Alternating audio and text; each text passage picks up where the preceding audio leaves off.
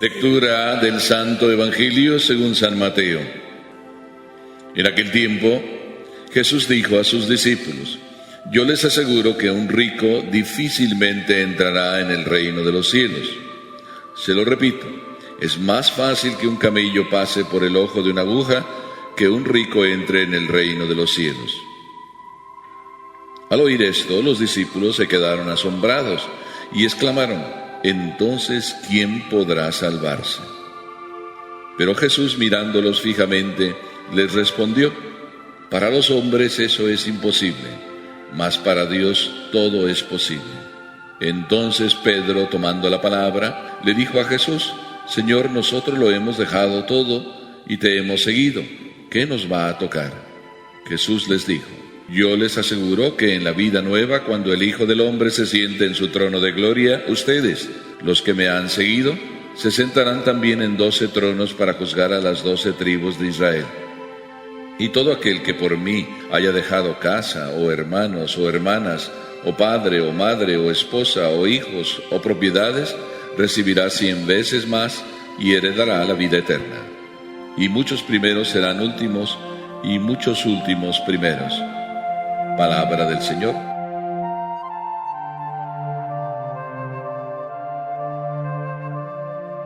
El Señor nos pone las cosas muy difíciles, casi como imposibles. Nos está diciendo de una manera muy clara: qué difícil entran los ricos en el reino de los cielos. Por tanto, casi como si dijéramos: solo los pobres van a entrar en el reino de los cielos.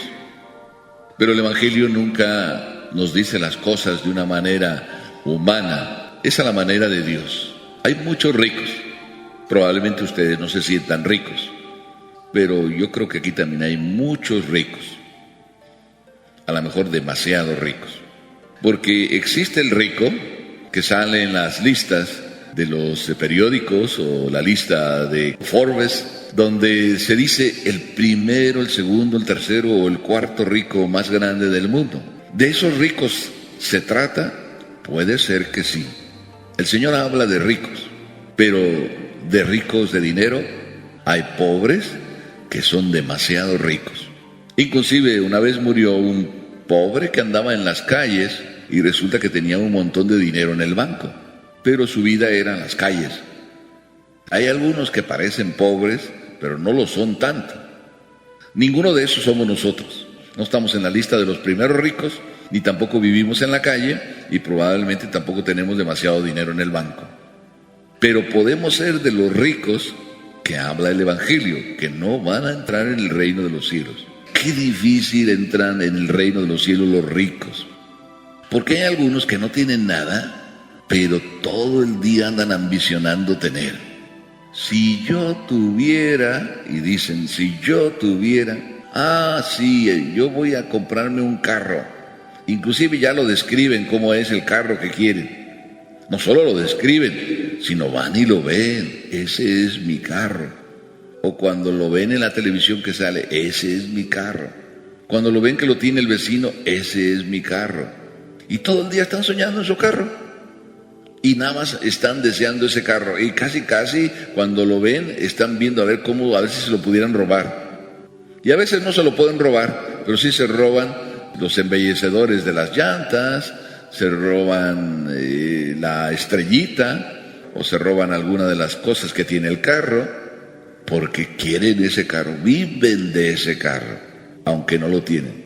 Y ya como último recurso, por lo menos se lo compran de esos pequeñitos, para tenerlo ahí y estarlo mirando y desearlo. Lo que hablamos de un carro, lo podemos hablar de 1000 cosas. Me gustaría tener, y desean tener, y ese deseo incansable de tener les llena tanto el corazón que no pueden tener otra cosa en su corazón más que eso. No hay lugar para Dios. Están ricos de ambición, de avaricia.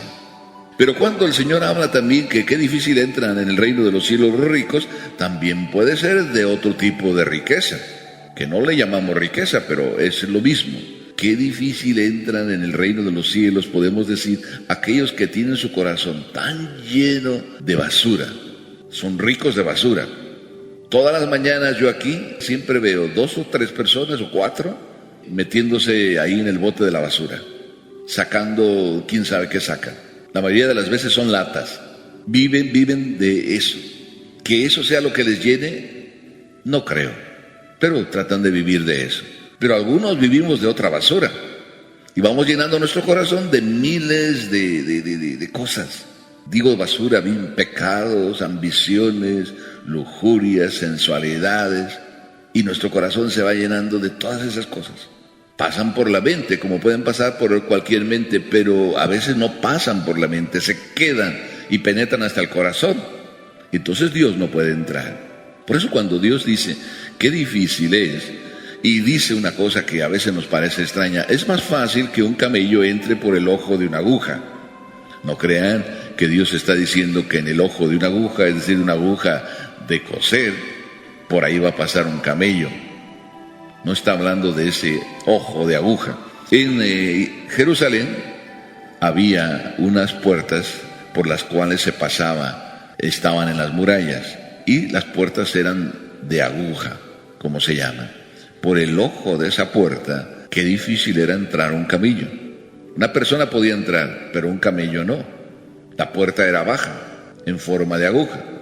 Cuando el Señor dice, más fácil es que un camello entre, está diciendo, es más fácil algo que parece como imposible, un camello entrar por ese ojo, que una persona rica, llena de todo menos de Dios, pueda gozar del reino de los cielos. Entonces los discípulos pues hacen la pregunta normal, entonces, ¿quién podrá salvarse? Y Jesucristo da la respuesta, para Dios nada hay imposible. Quiere decir que Dios puede hacer el milagro de cambiarte tu corazón. Dios puede cambiarte tu corazón. Yo escucho a veces a matrimonios que están a punto de casarse y les da a uno consejos. A veces el consejo que les da a uno, oye, no te conviene casarte con esa persona, pero tú eres libre. A veces el consejo es, no te conviene casarte con esa persona porque primero no es de tu propia religión. Aunque puedes casarte y eres libre, pero va a haber problemas por no tener y gozar de la misma religión. Es un pleito después. O no te conviene casarte con una persona que no tiene ni siquiera tus costumbres, son costumbres opuestas. Y siempre se oye esta frase decir, yo lo voy a cambiar, por eso me quiero casar. No es fácil cambiar.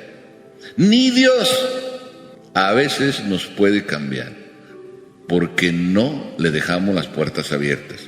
Por eso dice aquí Jesús, qué difícil es que los ricos, porque no le dejan la puerta abierta, pero Dios ofrece siempre opciones. Y toca la puerta una y otra vez, y te lo hace por un lado y te lo hace por otro. Para Dios sí es posible. Por eso qué importante es que cada uno de nosotros le vaya abriendo a Dios, un día y otro y otro. Y aquellos que les cuesta cambiar a una persona, pues recen. Dice un dicho francés, si vas a ir a la guerra, reza.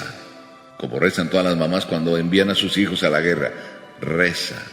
Pero dice el refrán, la segunda parte, si te vas a casar, reza toda la vida. La sabiduría de la gente, reza toda la vida. Es necesario rezar para poder cambiar una persona, es necesario. Y cuando una persona no anda queriendo cambiar al otro a la fuerza, sino reza un día y otro, Señor, ayúdalo, Señor, ilumínalo, Señor, cámbialo tú sí puedes, yo no. La frase de aquel revolucionario, quiero cambiar el mundo.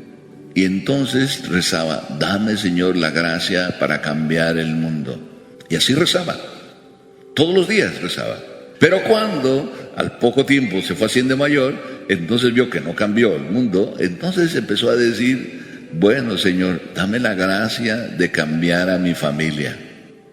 Y ni siquiera su familia cambió. Ya cuando estaba de viejo, dijo, ay, Señor, dame la gracia de cambiarme a mí mismo. Y entonces fue cambiando él. Y entonces terminó diciendo, ay, Señor, qué tonto fui en no rezar desde el inicio así: dame la gracia de cambiarme a mí mismo. Y es que solo la oración y Dios y yo, y la oración que me une a Él, me permite cambiar y me permite el corazón liberarlo de todo aquello que lo llena, para entonces que lo llene Dios. Por eso cuando los apóstoles, después que ya dijeron: ah, Señor, y nosotros que lo hemos dejado todo, ¿qué nos va a pasar? Nosotros lo dejamos todo, nosotros no tenemos nada. Y Jesús le responde: bueno, ustedes que lo han dejado todo, y todo aquel que deja todo, casa, hermanos, hermanas, recibe en esta vida dicha, el 100 por 1, y en la otra la vida eterna. Qué maravilloso es que aprendamos a ser pobres de corazón, o sea, ricos de corazón, pero porque tenemos a Dios. Pobres, aunque no tengamos nada, ¿qué importa? No nos apeguemos a nada. No nos queramos llenar de cosas materiales y de anhelo y de avaricia por cosas materiales. Y si las tenemos, gracias, y bendito sea Dios que las tenemos. Y cuando no las tenemos, no nos tenemos que afligir. Bendito sea Dios.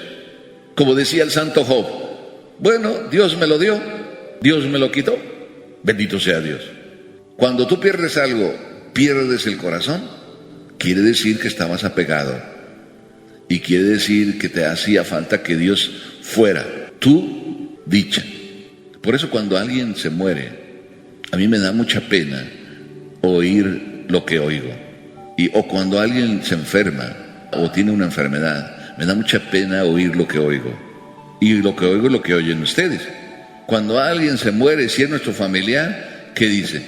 Ay, ay, ay, ay.